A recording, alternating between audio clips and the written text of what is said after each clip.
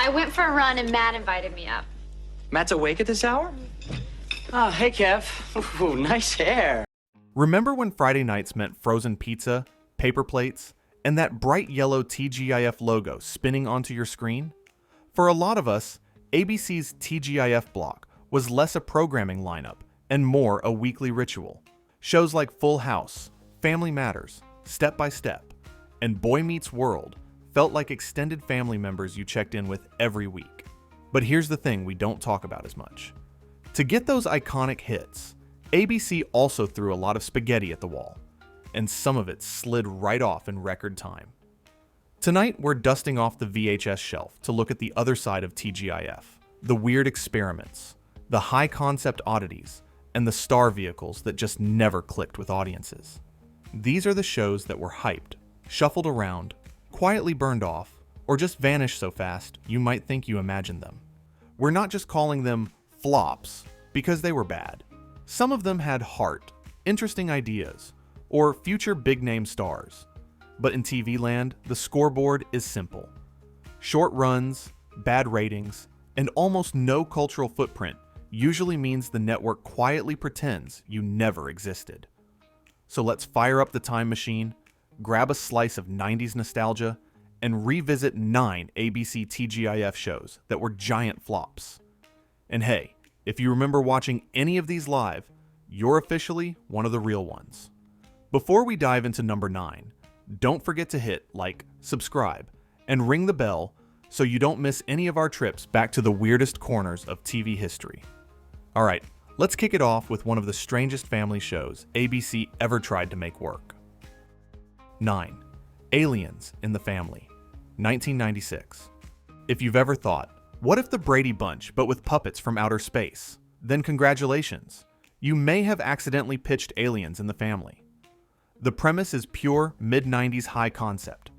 A human dad falls in love with an alien mom, and suddenly you've got a blended family of human kids and foam latex extraterrestrials all under one suburban roof. ABC clearly hoped this would be a Muppets-style hit. Weird and whimsical, but still sweet enough to fit on TGIF. The problem? It was weird without the charm. The alien designs were more unsettling than cute, and the tone was all over the place. Instead of the cozy, warm vibe you wanted on a Friday night, you got something that felt like a fever dream you'd have after eating too much Pizza Hut. The jokes leaned more bizarre than heartfelt. And the whole thing felt like it belonged on some experimental cable channel at 10 p.m., not nestled between comfort food sitcoms. ABC seemed to realize that almost immediately. The show premiered on TGIF, stumbled out of the gate, and then got abruptly yanked. A few leftover episodes were burned off on Saturday mornings, which is basically the TV equivalent of being sent to live on a farm upstate. Still, Aliens in the Family set the tone for a certain era of TGIF where ABC kept thinking, what if we doubled down on fantasy? Which brings us to our next flop, a show that decided a genie in the house was just what Friday nights needed. 8. You Wish, 1997-1998. In the late 90s, ABC was absolutely convinced that magic was the future of TGIF. Sabrina the Teenage Witch was a bona fide hit, so the network thought, why stop at one supernatural sitcom? Enter You Wish, a show about a 2,000-year-old genie who moves in with a single mom and her kids, promising comedy chaos and heartfelt moments in equal measure. On paper, it sounds like easy Friday night comfort, a fish-out-of-water magical being, a modern suburban family, and endless potential for wish-gone-wrong stories. In practice, though, the show felt like a rough Disney Channel pilot that somehow wandered onto network TV. The jokes were broad and repetitive, the emotional beats rarely landed, and the genie's shtick got old fast. Every episode seemed to revolve around someone making a wish, it backfiring in a predictable way, and the genie trying to fix it. That's fun once or twice. By week 6, it starts to feel like you're watching the same script with slightly different props. The chemistry between the cast never quite gelled, and you could almost feel the show straining to capture that effortless Sabrina energy, and missing every time. ABC didn't exactly help matters. The show bounced around the schedule as ratings dropped, which is always a bad sign. Before long, you wish just sort of vanished. No big send-off, no nostalgic farewell, just a quiet exit from the lineup. And if a genie sitcom couldn't grant TGIF's wish for another magical hit, maybe a show about a dead teenager coming back as a guardian angel could? What could possibly go wrong there? 7. Teen Angel, 1997-1998. Now we're getting into the truly odd part of TGIF history. Teen Angel begins with a premise that sounds like a dark joke someone made in the writer's room, and then ABC actually ordered it to series. A teenager dares his best friend to eat a rancid old burger hidden under a bed. The friend eats it, dies, and comes back as a wisecracking guardian angel sent to watch over his buddy. Yes, that really aired on family-friendly Friday nights. The idea was to mix supernatural hijinks with high school drama, a sort of afterlife comedy with a moral each week. But the tone was wildly off for TGIF. The show opened with a literal death, then tried to pivot into wacky celestial gags and slapstick. For younger viewers, the whole "your best friend died" thing could feel uncomfortably heavy. For older viewers, the humor often leaned on cheap, cartoonish effects and gross-out bits rather than character-driven comedy. Every episode tried to wring laughs out of the angel, messing with earthly rules, bending reality, or dealing with bizarre heavenly bureaucracy. There were flashes of something interesting buried in there, a few touching moments about friendship and second chances, but the show never found a consistent vibe. It was too morbid to be cozy, too silly to be poignant, and too strange to be a mainstream hit. Ratings never took off, and Teen Angel quickly became one of those shows you half remember, wondering if you dreamed it. ABC, realizing that maybe Death by Burger wasn't the heartwarming energy TGIF needed, pivoted to something more grounded by sending a bunch of kids off to a chaotic camp setup. 6. Camp Wilder, 1992-1993.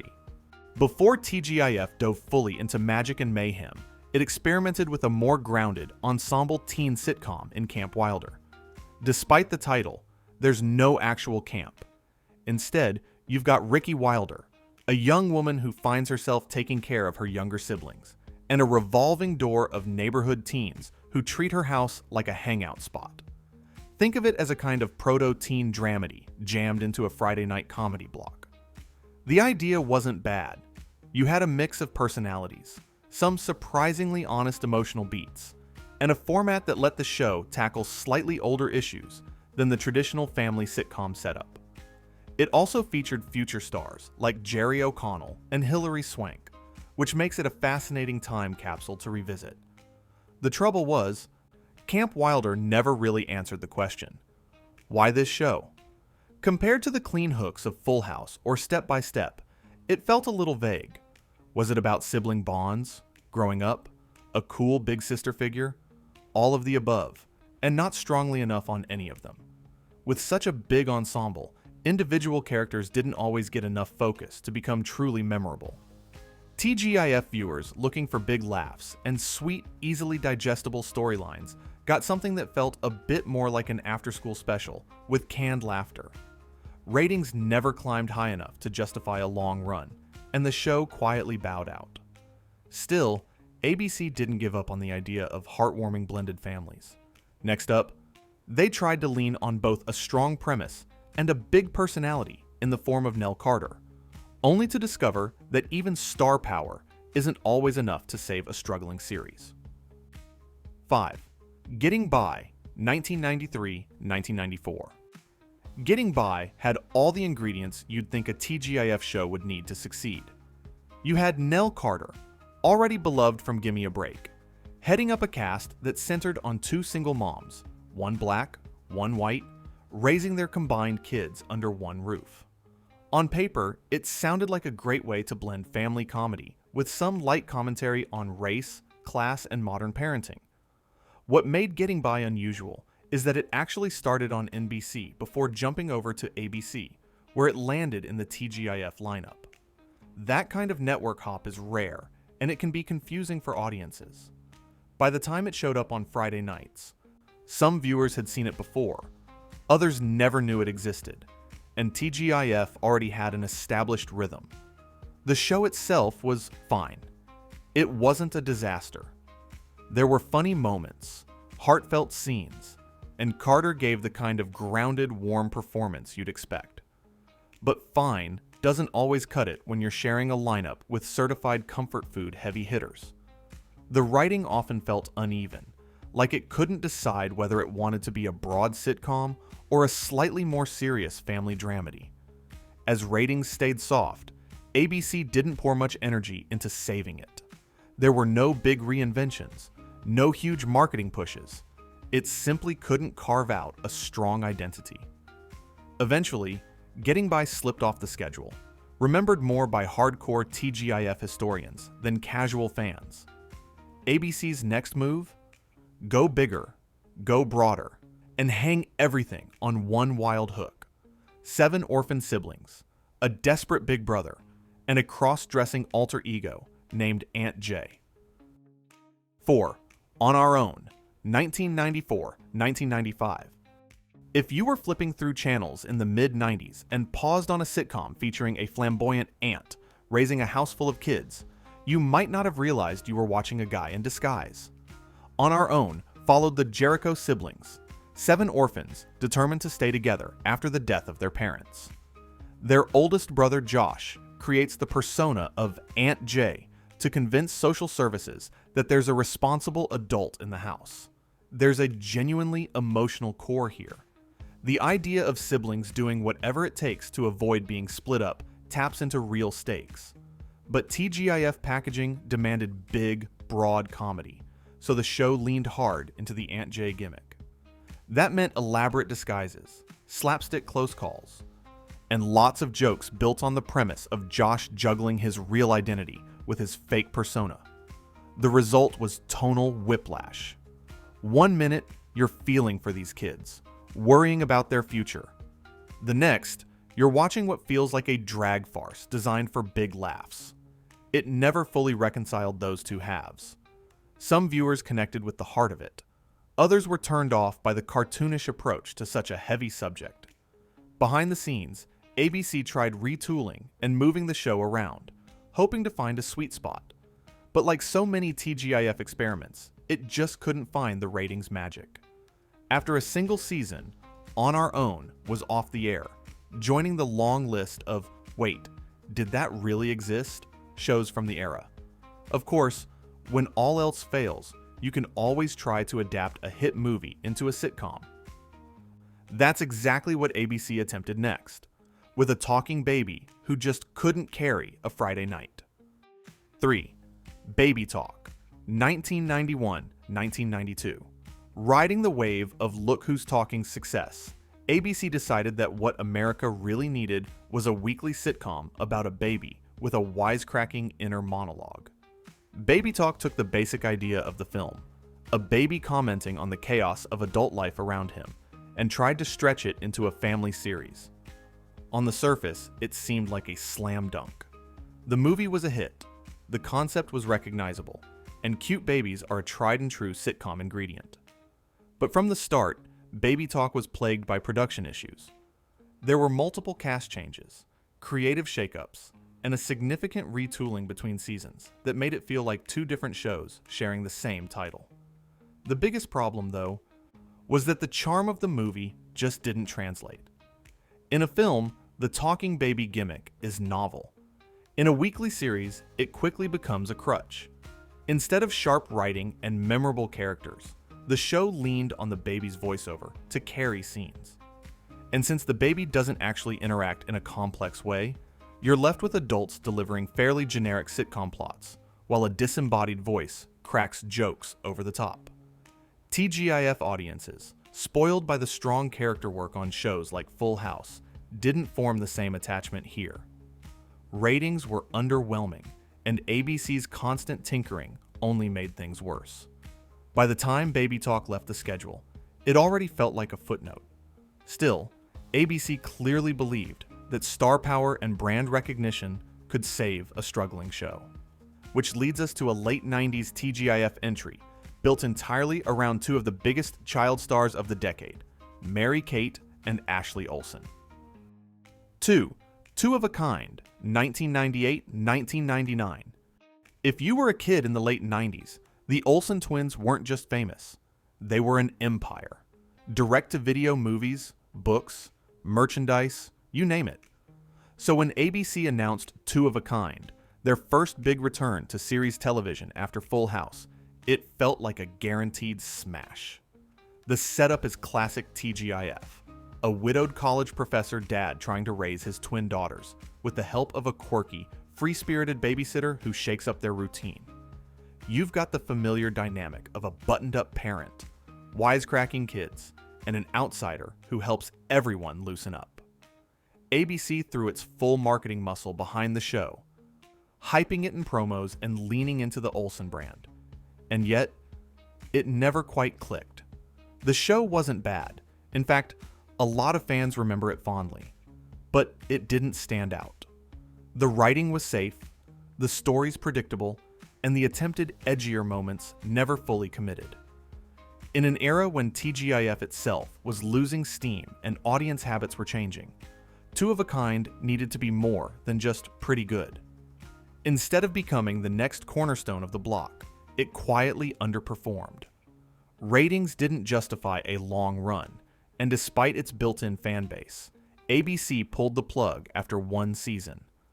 The Olsen twins continued their reign in other projects, but Two of a Kind ended up as a curiosity, remembered mostly by die-hard fans and people who owned the tie-in novels. By the time it came and went, TGIF was struggling to reinvent itself. The next show on our list is a perfect symbol of that late-stage identity crisis, a generic teen sitcom with a clever title and not much else. 1. Odd Man Out, 1999-2000.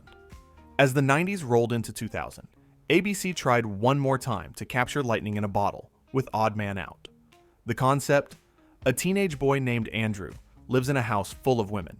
His mom, his aunt, his three sisters, and even the dog is female. He's literally the only guy, making him, well, the odd man out. It's the kind of premise you can sum up in a single sentence, which is usually a good sign for a sitcom.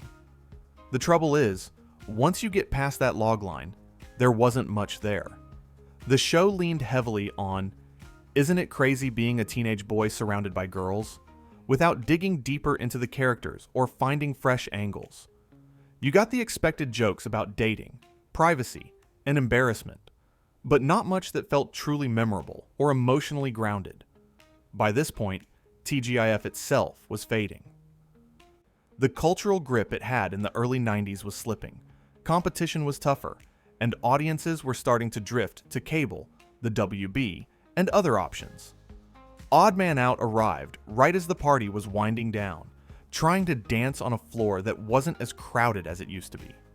The show didn't make a big splash in ratings, or in the cultural conversation.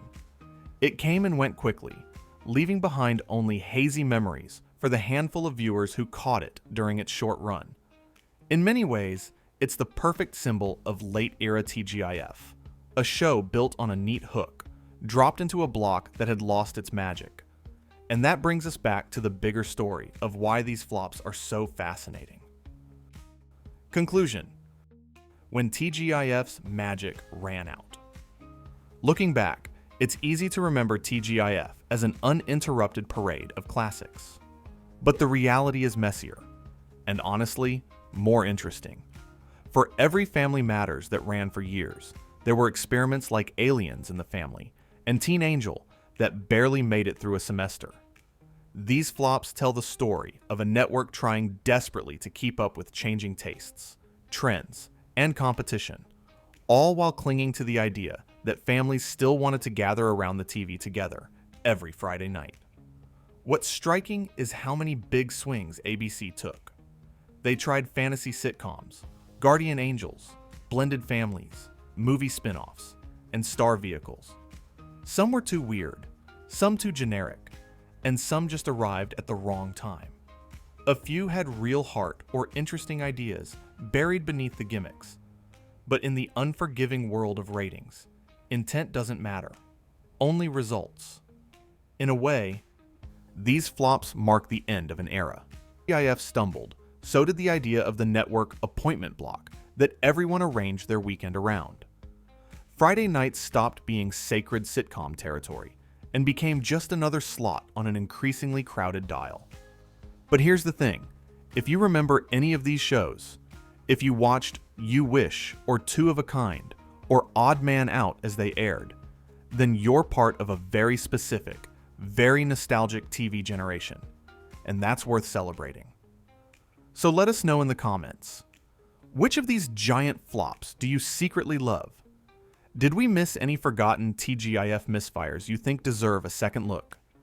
And if you enjoyed this trip down memory lane, don't forget to like, subscribe, and share this video with that friend who still remembers planning their Friday nights around ABC. After all, even the flops are part of what made TGIF unforgettable,